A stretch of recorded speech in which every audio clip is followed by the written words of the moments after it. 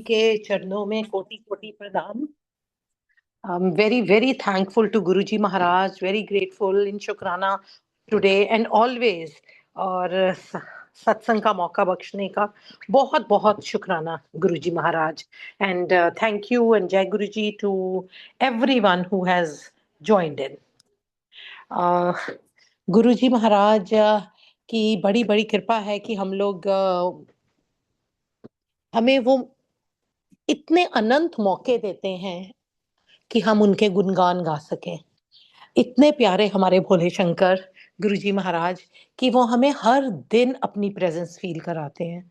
दुख आता है, परेशानी आती है, तो ऐसे हाथ पकड़ लेते हैं कि मैं हूं ना। और ब्लेसिंग्स तो आजकल मेरे मुंह से बार बार ये निकलता है कि गुरुजी के रियल्म की सबसे ज्यादा ब्यूटी है कि आप लाइफ ऑफ मैजिक जी रहे होते हो। Not that I am not a person who is always looking for science कि मुझे जोत में दर्शन हो जाएं या चोले में दर्शन हो जाए, ऐसा बिल्कुल नहीं है। लेकिन फिर भी ऐसी एक सुप्रीम पावर जिसके साथ आपका एक एरियल कनेक्टेड है और वो आपकी हर बात को रिस्पॉन्ड कर रही है वो पावर। इधर आपने कुछ सोचा, उधर आपको जवाब मिला। हर चीज में डे इन डे आउट, जागते हुए भी, सपने में भी, आसमान में देखो, जमीन में देखो, साइंस ही साइंस। तो so lucky, so fortunate are each one of us जो जिनको गुरुजी ने अपनी शरण में लिया हुआ है कि हम देख पा रहे हैं कि प्रभु की लीला कैसे होती है। शायद जो अ, मेरा सोचना है कि जो जब श्री रामचंद्र लॉर्ड रामा जब ह्यूमन फॉर्म लेकर आए होंगे तो उनके साथ जो लोग होते होंगे उन्होंने उनकी लीला देखी। जो कृष्ण जी के टाइम पे आए होंगे उन्होंने उनकी लीला देखी। सो इसी तरह से हम लोग हैं बड़े फॉर्चुनेट लोग जो गुरु जी की लीला डे इन डे आउट देख पा रहे हैं। सो बेहद शुक्राना गुरु जी महाराज का। सो आज का मेरा सत्संग मेरे लिए बहुत ही स्पेशल है। एक तो आज मेरा बर्थडे है, सो महाराज के इतने यूनिक तरीके हैं कि वो this is I I consider my sharing of today as Guruji's way of wishing me happy birthday. क्योंकि गुरुजी तो संगत में हैं और उन्होंने मुझे सत्संग शेयरिंग का मौका आज के दिन दिया है बर्थडे इवनिंग पे। दैट डेफिनेटली मीन्स कि गुरुजी मेरे इस वक्त अंग संग हैं और मुझे ब्लेस और विश कर रहे हैं। और आज का दिन इसलिए भी मेरे लिए बहुत स्पेशल है क्योंकि महाराज ने बहुत ही, जिसे कहते हैं कि किस्मत के हाथों से छीन के मुझे बहुत कुछ ब्लेस कर दिया है। बहुत देर से मैं एक जॉइंट फैमिली में रह रही थी और जॉइंट फैमिली हाउस था और मन के अंदर एक दबी हुई विश थी। कभी मांगा नहीं मालिक से कि मालिक ये चाहिए, लेकिन एक दबी हुई विश थी कि एक घर अब अपना हो जाए। मतलब शायद एक दिन सिर्फ एक आंसू भरा था मालिक के दरबार में बैठ के। मांगा नहीं था, बहुत क्लियरली याद है कि नहीं मांगा था क्योंकि मैं गुरुजी से मांगती नहीं हूँ। मैं सिर्फ उनसे बात करती हूँ, मैं उनसे अपना दिल साझा करती हूँ। लेकिन वो तो हमारे भोले शंकर, हमारे महाशिव हैं, मास्टर ऑफ द यूनिवर्स। मुझे लगता है कि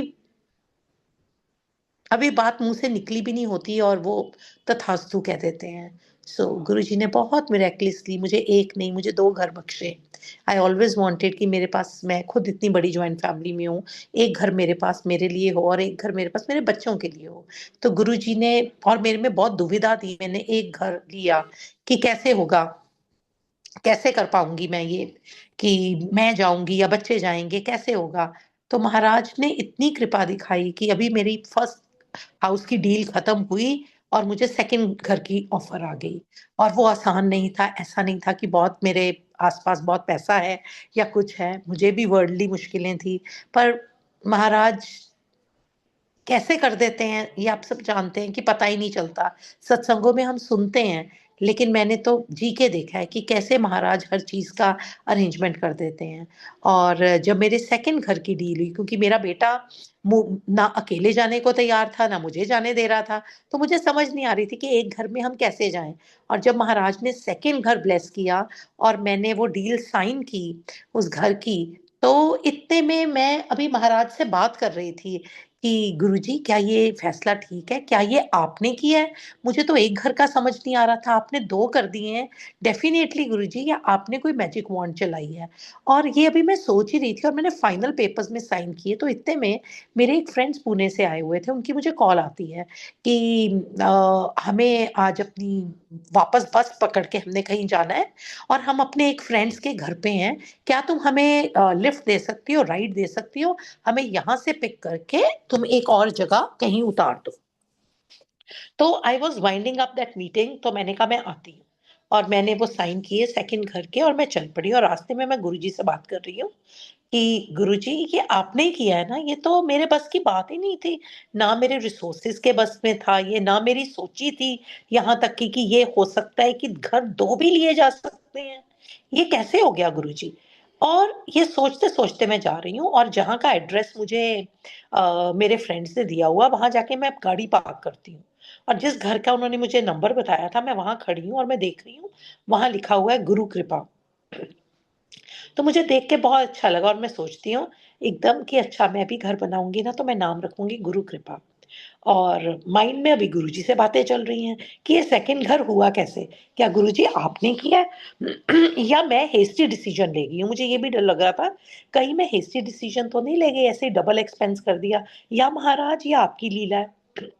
कुछ समझ नहीं आ रहा। ये बात करते-करते मेरे फ्रेंड्स की कॉल आती है कि हम तुम्हारी वेट कर रहे हैं, तुम कहाँ हो? मैंने कहा मैं तो वहीं हूँ उसी एड्रेस पे जहाँ आपने कहा था, गेट पे गुरु कृपा लिखा है जिनके घर के। तो वो कहते हैं कि ऐसे है कि ये उनका एक घर है, अभी-अभी गुरुजी ने उनको एक और घर ब्लेस कर दिया है और वो इसके साथ ही है पीछे। So sangat ji I got my instant answer कि गुरु कृपा के साथ एक और घर उसी फैमिली का था और वो साथ में कहते हैं वो घर उन्होंने अपने बेटे के लिए खरीद लिया है। So this was a huge answer और इस आंसर में और मैं आपको बताती हूँ वजन कितना है इस बात का कि जिस घर पे वो गुरु कृपा लिखा था वो गुरु भी कोई और गुरु के लिए नहीं लिखा था, हमारे गुरु जी के लिए लिखा था, क्योंकि वो गुरु जी के फिजिकल चोले के टाइम की संगत थी बहुत पुरानी और गुरु जी के बहुत क्लोज टू हार्ट। गुरु जी ने उनको ये प्लॉट ब्लेस करके इस घर का सारा एक एक मतलब काम गुरु जी ने करवाया था। ये घर गुरुजी ने उनको ब्लेस किया था और इसलिए उस संगत ने इस घर का नाम गुरु कृपा रखा था। और जब मैं गुरुजी से पूछ रही हूँ कि आपने मुझे घर ब्लेस किया एक, तो गुरुजी मुझे गुरु कृपा के आगे खड़ा करते हैं और जब मैं पूछती हूँ गुरुजी दूसरा घर, तो मुझे पता चलता है कि उस संगत ने भी अपने बेटे के लिए अभी-अभी एक और घर बना लिया है। कैसे गुरुजी हमें पहले ब्लेस करते हैं, फिर हमें बताते हैं ये मैंने किया है तेरे लिए। सो नॉट ओनली दिस संगत जी, इससे पहले गुरु जी ये तो बात आ गई एक आप कह लीजिए फिजिकल कंफर्ट वाली, एक मटेरियलिस्टिक चीज आ गई घर। चाहे ये घर मेरे लिए बहुत ज्यादा इमोशनली स्पिरिचुअली सोलफुली और मटेरियलिस्टिकली बहुत जरूरी था, लेकिन हम सब जानते हैं ये एक मटेरियल वेल्थ है। अब आ जाए कैसे गुरुजी हमारे रिलेशनशिप्स, कैसे गुरुजी हमारे हेल्थ हमारी लाइफ को प्रोटेक्ट करते हैं। आज से करीब कोई 6-8 महीने पहले दिल्ली मेरे एक फ्रेंड के हस्बैंड की सर्जरी हुई थी और मुझे अप डाउन करना था। बाय एयर मैं अप डाउन कर रही थी जालंधर से अमृतसर से फ्लाइट लेके। तो it goes without saying Delhi जाना है और वो भी गुड़गाँव मेदांता जाना था उनको देखने, तो बड़े मंदिर तो जाऊँगी, जाऊँगी। और उस दिन बड़े मंदिर बंद भी था, लेकिन फिर भी था बाहर माथा टेक के आऊँगी, ज़रूर जाऊँगी। ख़ैर मैं वहाँ पे सर्जरी बहुत लंबी हो जाती है, तो कटिंग इट वेरी शॉर्ट सब कह रहे हैं कि दिवाली से 3 दिन पहले का टाइम है और बहुत ज़्यादा रश है दिल्ली में, तुम नहीं पहुँच सकती, तुम अपनी फ्लाइट मिस कर दोगी, आज तुमने वापस जाना है। तो तुम बड़े मंदिर ड्रॉप कर दो। और मैं इधर से सर्जरी का कोई जवाब नहीं आ रहा था। तो मैंने ऐसे मन ही मन कहा, मैंने कहा क्या करते हो गुरुजी? मैं ऐसे कैसे आपके बड़े मंदिर हुए बिना चले जाऊँ? And the moment I said that उसी वक़्त सर्जरी का मैसेज आ जाता है, सर्जरी इज़ सक्सेसफुल और हम वहाँ से उठ जाते हैं। मैं अपनी फ्रेंड को विश करके, हग करके, मैं फटाफट कैब लेती हूँ और मेरे साथ एक नॉन डिवोटी संगत है। तो उसने भी मेरे साथ ही ट्रैवल करना था, तो आई टेल हर कि मैं बड़े मंदिर जा रही हूँ।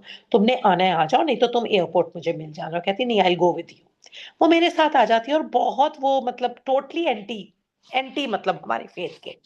तो मैं उससे ज़्यादा कोई बात नहीं करती हूँ और वो कहती है सबने कहा है कि बहुत रश होगा। आई सेड कोई बात नहीं, लेट्स सी। हम कैब में बैठते हैं। संगत जी वोंट बिलीव कहाँ पे ट्रैफिक वार्निंग्स आ रही थी, और कहाँ मुझे मेदांता से बड़े मंदिर का रास्ता ऐसे खाली मिलता है जैसे कर्फ्यू लगाओ। And I reach there within no time. मैं वहां पहुंचती हूँ और वहां पे मैं उनको कहती हूँ मुझे जल प्रसाद दे दीजिए। वो मुझे जल प्रसाद देते हैं। मैं गेट पे माथा टेकती हूँ, मैं कहती हूँ प्लीज क्या मैं थोड़ा अंदर आ सकती हूँ। कहते देखिए एक तो मंदिर बंद है, दूसरा अंदर लेबल लगी हुई है, दिवाली के कारण पेंट्स चल रहे हैं। मैंने कहा अंकल इतने लोग तो अंदर जा रहे हैं, लेबर जहां लेबर के इतने लोग अंदर आ जा रहे हैं, मुझे प्लीज गणेश जी की मूर्ति तक तो जाने दीजिए। वो समहाउ मुझे मान जाते हैं क्योंकि मैं बहुत रिक्वेस्ट करती हूँ। मैं अंदर जाती हूँ, मैं थोड़ी और अंदर चले जाती हूँ माथा टेकती हुई, दरबार में तो नहीं ऑफ कोर्स, थोड़ा और अंदर चली जाती हूँ। तो मैं उनको कहती हूँ कि मुझे प्लीज कुछ लंगर का कुछ दे दीजिए। कहते हैं आंटी आप समझिए यहाँ पे कुछ भी नहीं है, क्योंकि लेबर काम कर रही है। जो वो सेवा वाले हैं सब खाए नहीं है, किचन सेवा वाले। मैंने कहा लेबर के लिए तो कुछ बना होगा ना, कोई चाय कुछ। कह उन्होंने जब मेरी डेस्परेशन देखी, उन्होंने कहा देखिए यहाँ पे ना गर्म करने के लिए भी कुछ नहीं है। हाँ लेबर के लिए दाल चावल आए थे, वो पतीले में बिल्कुल थोड़े से ठंडे पड़े हैं, अगर आपने खाने हैं तो खा लो। मैंने कहा प्लीज मुझे दे दीजिए। उन्होंने एक थाली में मुझे दे दी है और 2 चमचे रख दिए। मैंने फटाफट मुंह में चमचा डाला तो मेरी फ्रेंड मुझे बड़ी हैरानी से देख रही है कि इतनी डेस्परेट होके ये खा रही है ऐसे मिक्स हुआ हुआ दाल चावल। तो शी सेज कि मैंने कहा तुम खाना चाहती हो तो ले सकती हो। कहती अच्छा आई टेक अ बाइट। कहती है किस लिए, क्यों इतनी डेस्परेट हो तुम। ऐसे तुम्हें पता है जब हमारे गुरुजी हमें ऐसे कुछ लंगर ब्लेस करते हैं, जिस टाइम मैं ये लंगर खा रही हूँ ना, इस टाइम मेरी पूरी ब्लड लाइन को वो प्रोटेक्ट कर रहे हैं। लंगर की इतनी वैल्यू, इतनी महत्ता है। पता नहीं संगत जी मैंने ये लाइन कभी नहीं पहले यूज की थी, व्हाई आई सेड दैट।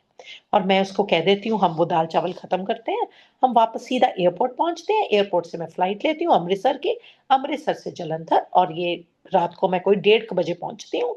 सब घर में सो रहे हैं, I just go to my room and slip into my room and I also sleep. Morning में जब मैं उठती हूँ तो मुझे पता चलता है, शोर मचा होता है कि एक रात पहले मेरा छोटा बेटा, मेरे 2 बेटे हैं, मेरे छोटे बेटे की एज 28 ईयर्स की है। तो दिवाली पार्टी चल रही होती हैं 2-3 दिन पहले। तो वो दिवाली पार्टी में अपनी जीप में आ रहा था, और वो जब ड्राइव करता, वो अपने बड़े भाई को लेने आ रहा था घर पे, और उसकी गाड़ी के पीछे मेरे बड़े एक और फ्रेंड की गाड़ी थी। तो आगे आगे मेरा बेटा था, पीछे पीछे गाड़ी में फ्रेंड था, और वो अपने बड़े भाई को घर से पार्टी के लिए लेने आ रहा था। और जब वो निकल रहा था, कूल रोड है यहाँ पे जगह, उस पे वो निकल रहा था जैसे बच्चे एक गुड स्पीड पे निकलते हैं, नॉट दैट रैशली बट एक गुड गुड स्पीड, फिर भी बच्चों की स्पीड अच्छी खासी होती है। वो उसमें जाता है और इतने में ऑपोजिट साइड से एक गाड़ी जिसमें खचाखच लोग भरे हुए हैं और शायद ड्रंक है, वो जो सेंटर का डिवाइडर है उसको फाड़ती हुई, पेड़ को फाड़ती हुई, बिल्कुल उसमें बैंग होने लगती है, मतलब हाईएस्ट स्पीड पे। एंड माय सन सेज कि मुझे कुछ नहीं समझ आया, समथिंग इनसाइड में मी सेड कि बस एक्सीलेटर दबाओ, और वो एक्सीलेटर दबा जाता है। Sangat ji you won't believe, microseconds का फर्क। कि उसकी थार थी उसके पास, उस थार में पीछे जिसे कहते हैं ना कोई रब करके गई हो गाड़ी, उस तरह से उसमें छेद हो गए हुए थे। एंड सेकंड भी बहुत लंबा होगा, माइक्रो सेकंड से उस बच्चे का बचाव होता है। सो जिस टाइम पे मैं वहां बड़े मंदिर में लंगर खा रही थी और कह रही थी गुरुजी आपकी ब्लड लाइन को प्रोटेक्ट कर रहे हैं, मेरे मालिक मेरे बच्चे की जिंदगी को प्रोटेक्ट कर रहे थे। शुक्राना शुक्राना, बेहद शुक्राना मेरे मालिक, बेहद शुक्राना मालिक। एंड आप सोच सकते हो एज अ मदर मेरा क्या हाल हुआ होगा। एंड चलिए ये बात हो जाती है, और बहुत मालिक का मैं शुक्राना करती हूँ। मुझे पता, मेरे बेटे को भी पता किस पावर ने उसको बचाया, उसको लाइफ दी। और ऐसे करते हुए 3-4 दिन, हफ्ता शायद बीत जाता है, दिवाली भी खत्म हो जाती है, और मेरे फोन पे कॉल आती है। एक संगत है, मैं इनको जानती हूँ, ऐसा भी नहीं है कि बहुत क्लोजली जानती हूँ, जानती हूँ बस। तो उनका मुझे कॉल आया कि ये सुबह 11 बजे की बात है, और मुझे कॉल कर रही हैं कि आर्ची 1 बजे मेरे घर सत्संग है, पता नहीं बार बार गुरुजी तुम्हारा ख्याल दे रहे हैं, तुम आ जाओ। मैंने कहा नहीं नहीं, 11 बजे का टाइम है, मैं ऑफिस में हूँ, मैं तो निकल ही नहीं सकती 1 बजे, मेरा थिक वर्किंग टाइम होता है। कहती प्लीज आ जाओ तुम, पता नहीं गुरुजी बार बार तुम्हारा कह रहे हैं। ऐसे नहीं, मैं नहीं आ सकती, नहीं तो पॉसिबल नहीं। मैं फोन बंद कर देती हूँ। उसका फिर फोन आता है, आर्ची हम लोग सिर्फ 3-4 लोग हैं, कोई ज़्यादा लोग नहीं हैं। अचानक ही बना है सत्संग का भी प्लान, नहीं तो मैं तुम्हें कल बता देती। पता नहीं महाराज अंदर से कह रहे हैं कि जैसे आर्ची आए और सत्संग शेयर करे। मैंने कहा नहीं तो नहीं, फिर कर लेंगे, कोई बात नहीं। गुरुजी ने तो मेरी ड्यूटी लगाई हुई है इतनी काम में, मुझे अपना काम छोड़ के मैं नहीं आ सकती ना, तो प्लीज़, है ना, मैं फिर बंद कर देती हूँ। और उसको साथ में उसको मैं कहती हूँ कि देखो मैं अपनी यूनिफ़ॉर्म में हूँ, ऑफ़िस यूनिफ़ॉर्म में हूँ, और सत्संग पे मैं बिना सूट के कभी नहीं आती। मुझे नहीं अच्छा लगता तो मैं नहीं आ सकूँ। चलिए खत्म हो गई बात।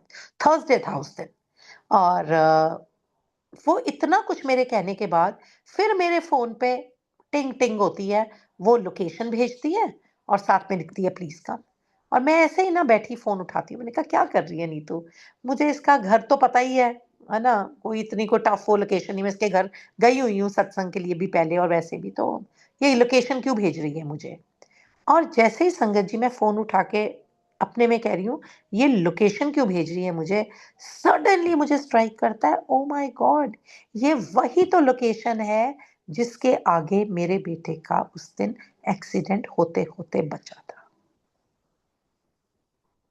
और मुझे मैं सिर पकड़ लेती हूँ कि वो बार-बार कह रही है सत्संग शेयरिंग, गुरुजी कह रहे हैं सत्संग शेयरिंग करो। Oh my God! गुरुजी मुझे बता रहे हैं कि तुम उसी धरती पे, उसी जगह जहाँ मैंने तुम्हारे बेटे को प्रोटेक्ट किया है, तुम्हें वहीं आके अपना शुक्राना करना है। और साथ में ये मैं सोच रही हूँ कि ओके कोई बात नहीं, मैं यूनिफ़ॉर्म में ही जाती हूँ, और मुझे ख्याल आता है, ओहो! आज तो थर्सडे है, मैं तो घर से येलो कलर का सूट लेकर आई थी कि जब वापसी पे ऑफ़िस से फ्री होंगी, गुरुजी के मंदिर माथा टेकते हुए आऊँगी। So imagine, सूट भी मेरे पास था। I immediately change and I reach there, and संगत जी मुझे रोंगटे खड़े हो गए जब मैं उसके घर जा रही थी, क्योंकि वो डिवाइडर अभी भी टूटा हुआ था, वो पेड़ अभी भी उखड़ा हुआ था। एंड बिल्कुल जहाँ पे वो स्पॉट पे, जहाँ पे ये स्पॉट था, जहाँ पे एक्सीडेंट गुरुजी ने बचाया, उससे कुछ कदमों पे वो घर था। शायद 2 घर छोड़ के घर था। सो संगत जी पता नहीं किसके लिए मैसेज होगा कि गुरुजी का लंगर बहुत महत्व है। गुरुजी का नाम में बहुत महत्व है। शायद मुझे तो ये भी लगता है कि लंगर, जल प्रसाद, लोटा, ये सब टेंजिबल चीज़ें हैं। महाराज ने हमें विश्वास बनाने के लिए टूल्स दिए हैं, पर मुझे लगता है जो मेरे मालिक का नाम है ना, वही इतना बड़ा है। इतना वो एक बार जब हम उनसे जुड़ जाते हैं, बस जुड़ जाते हैं, फिर गुरुजी नहीं छोड़ते। फिर तो गुरुजी हमारी, जैसे उन्होंने उन्होंने ही मेरे मुँह से निकलवाया, हमारी पूरी ब्लड लाइन को प्रोटेक्ट करते हैं। इतने इतने दयालु हैं हमारे मालिक कि मेरे पास तो शब्द ही नहीं है। उन्होंने इतने मेरी अपनी हेल्थ के इश्यूज़, मेरे को संगत जी मेरे को पता ही नहीं वो इश्यूज़ कहाँ गए। मैंने तो गुरुजी को कहा भी नहीं, मैंने गुरुजी से माँगा भी नहीं, मैंने जल प्रसाद भी नहीं ऐसे पिए, वो तो हम वैसे ही पीते रहते हैं, मालिक की दया है, हम मंदिर जाते रहते हैं, जल प्रसाद हमें मिलता रहता है, हम सत्संग करते रहते हैं, जल प्रसाद हमारे पास, गुरुजी ने नदियाँ बनाई हुई हैं जल प्रसाद की। गुरुजी के आगे जो पानी रख दो वही जल प्रसाद बन जाता है। एक शब्द सुन लो एक पानी के ऊपर, वो जल प्रसाद। गुरुजी ने घर को गुरुद्वारा बना दिया, जहाँ सुबह जपजी साहब से शुरू होती है, शाम रहरास साहब से होती है, दिन में सारा दिन लगा रहता है, मंत्र जाप लगा रहता है। तो मुझे तो लगता है मेरे घर में जो खाना है वो प्रसाद है, वो लंगर है। मैं जो पानी पी रही हूँ वो जल प्रसाद है। मेरे मुँह में छालों का इश्यू हो गया था। इतने छाले कि वहम पड़ गया था कि कोई ऐसी-वैसी चीज़ ना हो। और उस टाइम पे ही मैं डुगरी बहुत जाती थी तब। और अगर आप में से कोई भी गए हों, तो डुगरी का जो लंगर है, वो सबसे ज़्यादा मिर्च वाला है। अगर हम कंपेयर करें, गुरुजी के मेन मंदिर जो हैं, जालंधर है, बड़े मंदिर है और डुगरी है, तो डुगरी का माना लंगर है कि मतलब इतना तीखा होता है that I have no words. और तब मैं बहुत रेगुलर डुगरी जाती थी। इस अपने छालों के इलाज के लिए नहीं जाती थी। मैं बस जाती थी। और पता था लंगर खाना है, और पता था लंगर में बहुत मिर्ची होती है। मतलब जब मेरे को घंटा लग जाता था और मेरा दोनों आँखें, नाक सब बहता रहता था। मैं साथ में कितने नैपकिन कैरी करती थी। कई बारी अपने साथ एक्स्ट्रा मीठा कैरी कर लेती थी, कि बाद में मुँह में डाल लूँगी, मुँह इतना जलेगा। वो लंगर खाते-खाते कब मेरे छाले ठीक हो गए संगत जी, मुझे पता ही नहीं चला। और उस वक़्त नहीं पता चला जब वो ठीक हो रहे थे, तब मैं गुरुजी का शुकराना नहीं कर रही थी। आज मुझे याद आता है कि मेरे तो इतने मुँह भर गया था छालों से। मैंने तो इतनी मिर्ची वाले लंगर खाए थे। महाराज ने तो मुझे लंगर से ही ठीक कर दिया। सो गुरुजी जब करते हैं तब तो पता भी नहीं चलता गुरुजी ने क्या किया है। ये तो बाद में जब हम बैठते हैं, धीर कर बैसो, हर जन प्यारे, अपने आप को स्टैटिक करके बिठाना पड़ता है। उनके साथ अपना एरियल स्ट्रॉन्ग करने के लिए अपने आप को टिकाना पड़ता है। और जब हम अपने आप को टिकाते हैं, आंखें बंद करके मालिक के बारे में सोचते हैं, उनका ध्यान करते हैं, तो पता चलता है मालिक ने तो पल पल हमें कहाँ कहाँ बचाया है, कितने हमारे क्योर किए हैं, कितनी देखी अनदेखी मुसीबतों से उन्होंने बचाया है। रिलेशनशिप्स कैसे वो कर देते हैं। मेरे अपने क्लोज क्लोज जो मेरे से बहुत टॉक्सिक रिलेशनशिप्स थे, वो इतनी स्मूथली मेरे से दूर हो गए, स्मूथली। कोई झगड़ा नहीं हुआ, मेरे अंदर कोई रिग्रेट नहीं है, मैंने उनको कोई कड़वी बातें बोली हो, एक दूरी आ गई, रिस्पेक्टफुल दूरी आ गई। जिनके साथ मैं रिश्ता रखना चाहती थी और कोई इसमें प्रॉब्लम थी, वो प्रॉब्लम गुरुजी ने वॉश आउट कर दी। हाँ, वही प्रॉब्लम्स रह गई हैं, जहाँ-जहाँ जो प्रॉब्लम है, वो मुझे पता है मेरे कर्मों की हैं। कुछ मेरे पास्ट कर्मों की होंगी, कुछ मेरे अभी के कर्मों की हैं। कर जाती हूँ ना मैं भी, हम लोग भी। एबीसी गुरुजी ने मना किया, हम कर जाते हैं। निंदा कर जाते हैं हम लोग, चुगली कर जाते हैं हम लोग, और वही एक्यूमुलेट होते हैं। और अगर मैं अपने आप को पूछूँ संगत जी, कॉन्शियसली और अनकॉन्शियसली मुझे लगता है मैं कोई पाप नहीं करती। मैं अपने काम में भी बहुत सच्चा काम करती हूँ, बड़ी ऑनेस्टी से करती हूँ। कभी किसी का पैसा कभी नहीं मारा है, किसी के साथ कुछ ऐसा नहीं किया, किसी का दिल नहीं दुखाती हूँ। लेकिन लेकिन एक आदत है, और किसी से तो नहीं, अपनी किसी बहुत क्लोज सहेली, अपनी किसी बहन, अपनी माँ, अगर सोचने लगो, ना सोचो, तो पता ही नहीं चलता हम कितना कुछ कर जाते हैं, और हमें लगता है हम बहुत अच्छी जिंदगी जीते हैं। मैं तो सोचती थी मैं अच्छी बहुत हूँ। लेकिन अब गुरुजी ने मुझे कॉन्शियस कर दिया है कि ये जो निंदा चुगली है, ये बहुत बुरी है। और अब मैं कॉन्शियस हो गई हूँ। ऐसा नहीं है मैं बिल्कुल नहीं करती हूँ, गिल्टी है चार्ज, करती हूँ। लेकिन जितनी बार करती हूँ, उतनी बार पता चलता है ये तू पाप कर रही है, और इसका फल मिलेगा, और तेरे साथ जो ये हो रहा है ना, वो इस कारण हो रहा है। सो ये मेरी लर्निंग है गुरुजी के रियाल में। और मालिक के आगे जब सिर झुकाती हूँ, यही कहती हूँ, गुरुजी अपने चरणों के आगे, अपने चरणों के काबिल बनाना गुरुजी।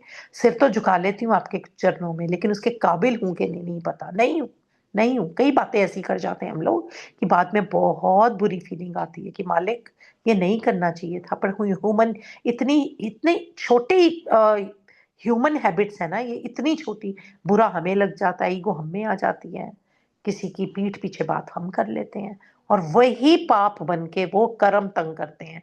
महाराज नहीं तंग करते, महाराज तो कोई पनिशमेंट नहीं देते, कर्म ही पनिशमेंट देते हैं। महाराज तो पल पल संभाले हुए हैं। इतना इतना इतना शुक्राना है मेरे मालिक का। इसी तरह से मेरे बड़े बेटे को भी हेल्थ का इशू आया था। उसको एक्चुअली कोविड टाइम्स थे, दवाइयाँ आसानी से मिलती नहीं थी। उसको बैक का इशू आया, और बैक का ऐसा इशू आया, जब हम जलंधर लोकल डॉक्टर के पास गए, तो उसने बड़ा अजीब सा वहम डाल दिया। तो वो बहुत ही परेशान हो गई मैं, इतनी परेशान कि समझ ना आए क्या करूं। उस हॉस्पिटल से मैं निकली, रिपोर्ट्स मेरे हाथ में है।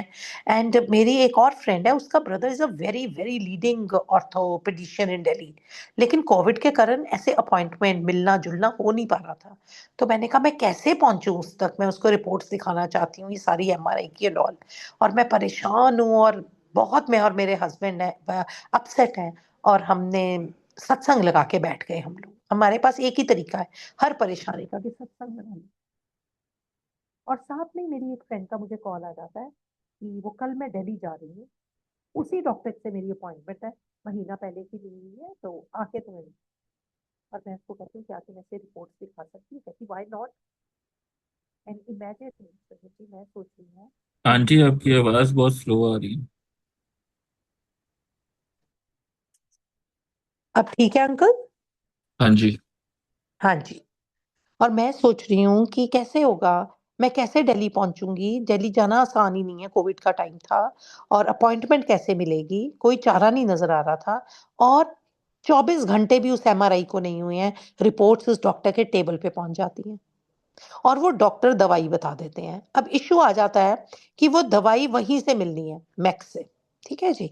अब मेरी फ्रेंड जो ये वाली गई है, उसको 3 दिन बाद आना है, और मेरा बेटा है बहुत पेन में, उसको वो दवाई चाहिए, और वो जलंधर में दवाई कहीं से नहीं मिल रही। My my husband went to, मतलब पिलर टू पोस्ट ढूंढ लिया, और वो हमें दवाई लुधियाना तक से भी नहीं मिल रही। और हम बैठ गए कि अब ठीक है, बच्चे का इलाज 3 दिन बाद स्टार्ट होगा। हमारे पास क्या इलाज? सत्संग लगा लिया गुरुजी का। एंड ही सेड कि इतना मन परेशान हो रहा है, चल तू जल्दी से कड़ा प्रसाद बना। मैं होके आया, मार्केट होके आया, एक डॉक्टर से मुझे उम्मीद है, तो तू शुरू कर सत्संग। मैं वहां होके आया, गुरुजी के लिए हार लेकर आया और आता हूँ, शायद वहां से मिल जाए। मैं बैठ जाती हूँ, दुख भंजनी साहब का पाठ लगा लिया, कुछ लगा लिया, बैठ गई बस गुरुजी के पास सत्संग करने। आंसू एफर्टलेसली गिरे जा रहे हैं और मेरे हस्बैंड की कॉल आती है कि नहीं, मैं जहाँ पे जिस डॉक्टर के हॉस्पिटल गया था वही मेरी लास्ट उम्मीद थी। तो उसने कहा कि नहीं मिस्टर सहगल, ये नहीं आपको मिलेगी, मंगवा के भी देंगे, 3-4 दिन तो लगेंगे, ये दवाई यहाँ नहीं मिलेगी। तो कोई बात नहीं, अब फिक्र नहीं करो, कोई बात नहीं, अब बर्दाश्त ही करना पड़ेगा, 3-4 दिन और सही। तो मैं घर आ रहा हूँ। आई सेड हाँ आ जाओ आप, मैंने सत्संग लगा लिया हुआ है, आ जाओ सत्संग करते हैं बैठ के। तो 5 मिनट बीतते हैं और मेरे हस्बैंड की मुझे कॉल आती है, जय गुरु जी, जय गुरु जी, जय गुरु जी। आई सेड क्या हुआ? कहते मिरेकल। Said what happened? कहते जैसे ही मैंने तुम्हें फोन किया है, इतने में मुझे जिस डॉक्टर के हॉस्पिटल में गया था उसका फोन आया, सहगल साहब जरा वापस आ जाइए। तो कहते जब मैं वहां गया हूँ, उसके पास एक मेडिकल रिप्रेजेंटेटिव बैठा है और वो कह रहा है कि ये दवाई पूरे शहर में कहीं नहीं मिलती, लेकिन मेरे पास एक पहले के स्टॉक में एक पत्ता पड़ा है, लेकिन वो बहुत दूर है, मेरा गोडाउन यहाँ से 20 मिनट है, मेरे गोडाउन में साथ चल सकते हो तो मैं लाके दे देता हूँ। आप देखिए संगत जी, वो मेडिकल रिप्रेजेंटेटिव बाय चांस वहां पे आता है, और क्योंकि मेरे हस्बैंड वहां से उठ के गए होते हैं, वो डॉक्टर उनका फ्रेंड है, और डॉक्टर कैजुअली कहता है कि ये मेडिसिन यहाँ मिलती नहीं, और वो कहता है जी मेरे गोडाउन में मैंने कल ही देखा है कि ऐसा एक पत्ता मेरे पास पड़ा है बस। मेरे हस्बैंड उसी वक्त वो लेकर आते हैं, बच्चे को हम शुरू करवाते हैं और उसको फर्क पड़ जाता है। अब नेक्स्ट है कि मेरे बच्चे की हालत नहीं है कि उसको चेकअप कराना चाहा जाए। अब नेक्स्ट हफ्ता दवाई के बाद डॉक्टर ने कहा उसको मेरे पास लेकर आओ, और उसको ट्रेवल कराना हमें पॉसिबल नहीं लग रहा था। But Guruji and his veg, वो डॉक्टर का प्लान बन जाता है। उसका 50th बर्थडे होता है, वो 50th birthday Amritsar golden temple आना चाहते हैं, और क्योंकि वो गोल्डन टेम्पल आना है, उनकी रियल सिस्टर जलंधर में रहती है, और वो सिस्टर के घर उन्होंने लंच के लिए रुकना था।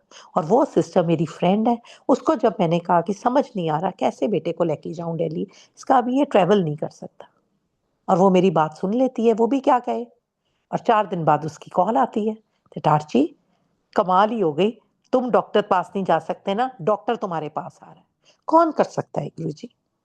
दिल्ली का लीडिंग ऑर्थोपेडिशियन, मैं उसके पास नहीं जा पा रही, वो आ रहा है जलंधर, और मेरे बच्चे का चेकअप हो रहा है। दवाई कहीं नहीं मिल रही, एक पत्ता कहीं पे पड़ा है जो हमें मिल जाता है। सो ये सब क्या है? ये कौन कर सकता है? ये महाशिव है, जो जिन्होंने हमारे हमें हमें क्या, हमारे साथ जुड़े हर रिश्ते को। और गुरुजी तो कहते हैं मैं अपनी जो अपने वो दे दो अपनी बागडोर मेरे हाथ पे, मैं ही देखूंगा कैसे आपकी जिंदगी चलानी है। सो सरेंडर बहुत मुश्किल है, लेकिन सरेंडर इज द की। मैं जब गुरुजी से जुड़ी हूँ, उसके बाद गुरुजी ने नींबू की तरह निचोड़ा है, लेकिन बड़ा मजा आया था उनके निचोड़ने में, क्योंकि रोज बैठ जाती थी उनके पास रोने के लिए। ये पता था कि ये टाइम है गुरुजी के साथ, एक सुनने वाला है मेरे पास, एक आप उसको पिता कहिए, भाई कहिए, रक्षक कहिए, परम पिता परमात्मा, कि जिससे मैं अपनी बात कर सकती हूँ, और वो अगले पल ऐसा कुछ कर देता है जिससे मुझे लगता है उसने मुझे सुना है। तो मैंने तो 4-5 साल इसी चीज में काट दिए, 3-4 साल। और उसके बाद जब उन्होंने मुझे निचोड़ लिया, शायद मेरे इम्तिहान ले लिए, और शायद मेरे मालिक को मेरे पे तरस आ गया, उन्होंने मेरे हाथों की लकीरें बदल दी। इतनी कृपा है मेरे मालिक की। और मैं विनती करूंगी मेरे मालिक से कि अपने साथ जुड़ी हर संगत को सद्बुद्धि दें, अच्छी सोची दें, मुझे मुझे सबसे पहले, कि मैं हम सब उनके चरणों के काबिल बन सकें। और इसके साथ गुरुजी के लिए मैंने एक छोटा मुंह बड़ी बात है, बट एक कविता लिखी है जो मैं आप सबसे शेयर करना चाहूंगी।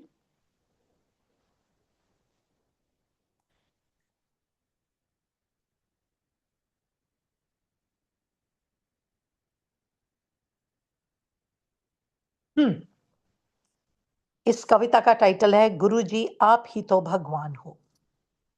रूह का सुकून हो, माथे का गुरूर हो, मेरे दिल की हो धड़कन, जन्नत का नू जन्नत का सुरूर हो। गुरुजी आप खुदा हो, आप खुदाई का नूर हो। आपसे ही मेरी हर सुबह, आपसे ही मेरी हर शाम, आप ही से मेरे हर सवाल का जवाब, आपसे ही मेरी हस्ती है आबाद। मेरे माथे पे आने देते नहीं हो शिकन, हवा में उड़ा देते हो मेरा हर फिक्र।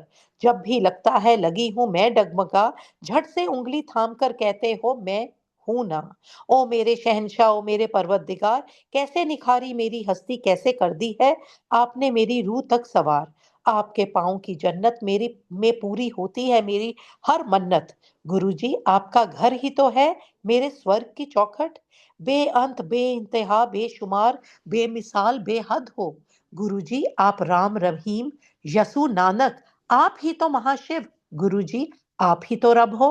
आसमान से ऊंची आपकी हस्ती, पूरी दुनिया है आपकी रचाई बस्ती। ब्रह्मांड की ताकत का हो भंडार, आपकी उंगली पे चले ये सारा संसार।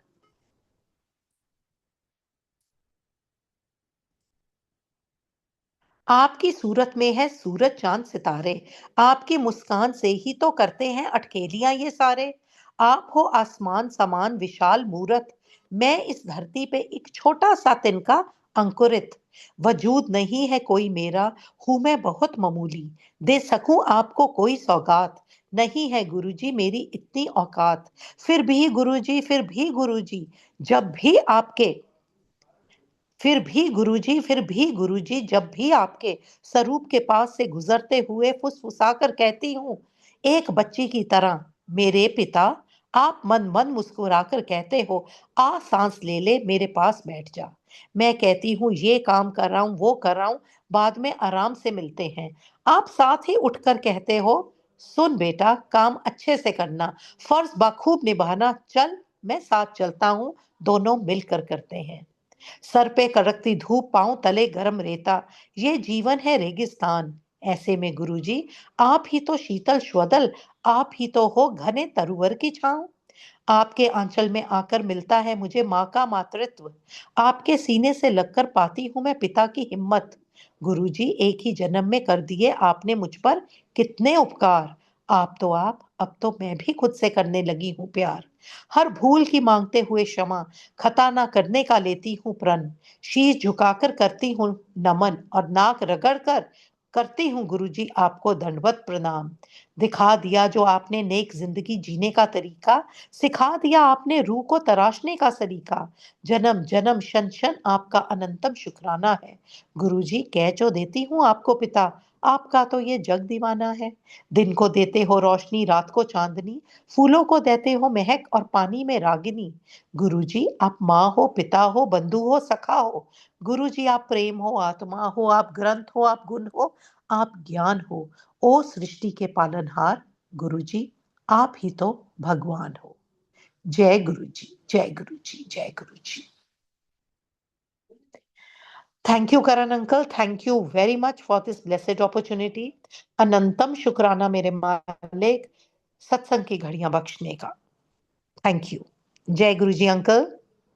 Thank you aunty. Ji Maharaj के बहुत बहुत शुक्राना कि हमने आची आंटी से इतना प्यारा सत्संग शेयर किया है। एंड आज आजी आंटी का जन्मदिन है, तो आगे